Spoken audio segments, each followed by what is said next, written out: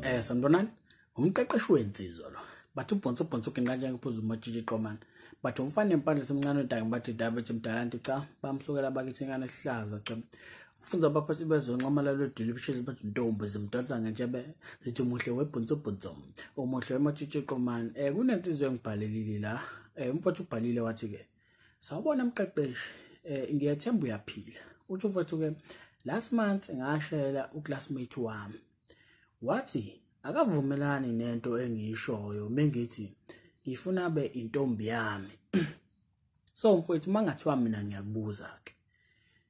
Wena wawulindeleni? Ake nje ube fair. Wawulindeleni? Bese mhlawumbe intombazane wayimisa khona mhlawumbe ngebreak noma nini ke la wathola khona ithuba. Awusutshela nje ukuthi hayi uyayithanda ufuna abe intombi yakho. So wawulindele iresponse kanjani? Mangabe wenza into kanjalo usukulindele iresponse ekanjani? Mhlambe usukuli kuyenzeka ulindele intombazana ukuthi nayo ithi yazi bhuti lento eshoyo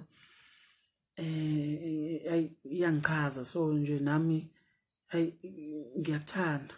Kuyenzeka ulindele isimo esikanjalo. Ngiyibuzela nje. Yabo?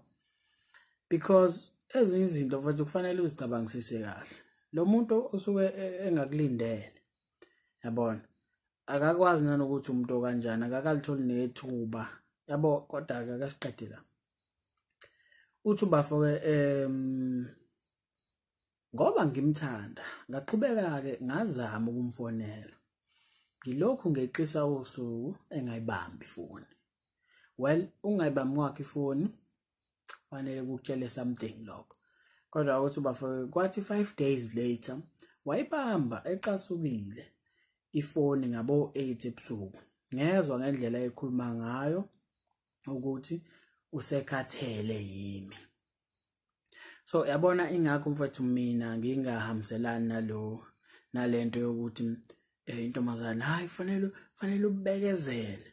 Hayi mangabe nje ikuphoxa ithi ayifuni, ayibekezele usazothamba. No, angihamselani naleyo because intombazana mangabe itshela kahle no bhuti angikuthandi, angikufuni, ngicela uhlukane nami. Yabona ngibangela isicefe. Why ulandelana nomuntu etshela kanjalo? What's the point? Yabona? Because mhlambe kudala kwaku right. Yabona? But manje angagcina esetshela mhlambe esetshela ubhuti wakhe nomalume wakhe ukuthi yazi khona ubhuti ongiharasayo la njalo uyangivimba. Yabona? Noma etshela uma wakhe noma egcine ungabona nangamaphoyisa mfowethu eseqhamuka. Thiwa wena kunengane oyihlukumezayo uyayivimba kwasha kwacina.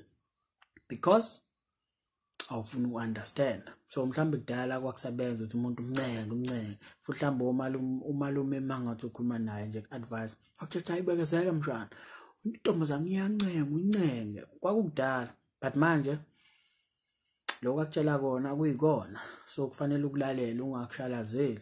Yabo? Kodwa ukuthi mfowethu ke ngambuza impilo qede ngathi mina angikho right. Waphendula ngokucasuka wathi akahlangene yena, akanendaba nami futhi ngiyamphazamisa ubhizi. Acabanga umuntu esifazane esekutshela kanjalo.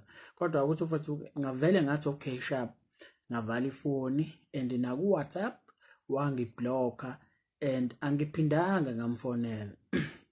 Uthi bafike ngavele ngamyeka and akuphelanga nesonto kodwa wayesengikhulumisa esikoleni azo asho namahlaya ngami angibuze nokuthi ngihlalaphi kodwa esangiblockile.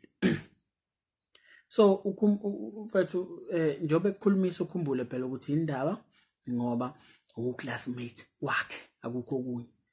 Wakutshela imessage lapha womfonelile wakuphendula kahle. Wakutshela ukuthi umephi wena naye. Yabo? So kwaku clear. It's not like mhlambe nje bekukhulumisa because umqondo mhlambe sewushintshile noma useyakufuna. No, because uclassmate wakhe. Le idea yakhe ukuthi uyamshela nani akahamselana nayo. But because uclassmate wakhe hayi akaklinele ukuthi hayi ke ngoba wena uzama ukungishela no ngizokuklinela ngiyakunyanya. No, uzokukhulumisa as a classmate. But not ukuthi mhlambe khona asekuzwayo akezwa lutho. Yabo angifuni sizikhohlise lapho. Kodwa uthi bafuke ngavele ngabona ukuthi usuke ephaphiswa abangani bakhe ngoba mebengekho wayezithulela sigcine ngokubingelelana kuphela yabona. Kodwa ukuthi ufethu waze wang-unblocka 2 weeks ago ngoba esefuna usizo lwami ngomsebenzi wesikole. Ngamsiza bese ngadelete inamba yakhe ngoba asikhulumi vele, sigcina ngokubukelana ama-status. Okay, uthi bafake ukuthi nami angizami ukulokhu ngimxoxisa futhi angimniki attitude uma ngimbona esikoleni, ngibingelela ngizidlulele. Kodwa ngisamthanda and ngicabanga ukuqhubeka ngingasho lutho kuyena kuze kuphele lo nyaka bese ngiphindela kuyena next year ngizame ukumshela okugcina. Mengavumi ngiyamyeka-ke ngiqhubeke nempilo. Ngenze njani? Uthini umbono wakho? So mfowethu ivala lapho.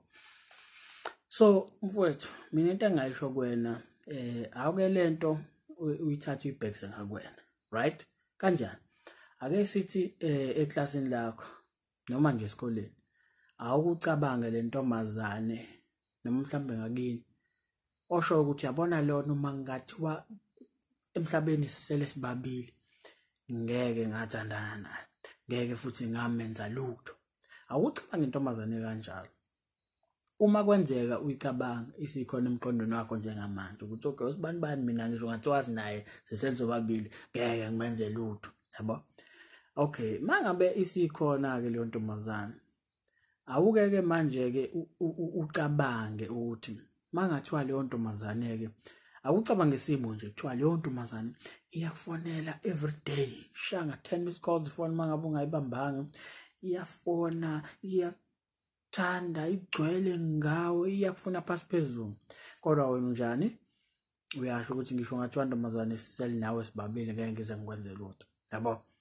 So uyabona ukuthi as much as yona ikuthanda wena awushayi ngayo, yabo. So kukanjalo nakubantu besifazane, as much as wena umthanda ugcwele ngayo umfuna, yena phela kuyenzeka uthola ukuthi leyo nto oyizwayo yena akayizwa nhlobo, yabo. So kufanele uku-understand lokho, yabo, ngoba ukuhluleka kwakho uku-understanda lokho ikona kuzogcina sekudala ubuhlungu kuwena, nakhona kuzobe sekuveza ngokusobala ukuthi awuhloniphi njengomuntu wesilisa, yabo. Because kunezinye izinto mfowethu ekufanele ungazitolerate, yabo. Indlela akhuluma ngayo lapho uthi angendaba phela mina nawe futhi uyamphazamisa, ungakuhloniphi lokho, yabo. So le ntombazane nje ngokwami mina ngokubuka nje indlela oveze ngayo ikuvezele ngokusobala ukuthi no ayishaye ngawe. So that's why ngi-against lento ukuthi nje qhubeke lokhu mncenge ekubeni bekuvezela kahle no angishaye ngawe bhuti, yabo. So dlulela phambili, akhona amanye amantombazane ozowathola, baningi labantu into ekufanele uzitshele yona leyo, because mawuhluleka ukuzitshela lokho uzogcina focus kumuntu oyedwa ngisho engakufuni, focus kuyena, yabo. So dlula mfowethu, khona amanye amantombazane azokuthanda azokunika lento oyifunayo, ngeke ngibe kanjalo. So I hope uyangizwa mfowethu. So mangabe nesifiso sokubhalela umqeqeshi wensizwa ungambhalela kwi-email ethi umqeqeshiwensizwa@gmail.com ukuze mina nawe sizokwazi isibonisane ngodaba lakho. Ukhumbuleke mfowethu ukuthi umqeqeshi wensizwa ikhaya lenjabulo. Sho mfowethu.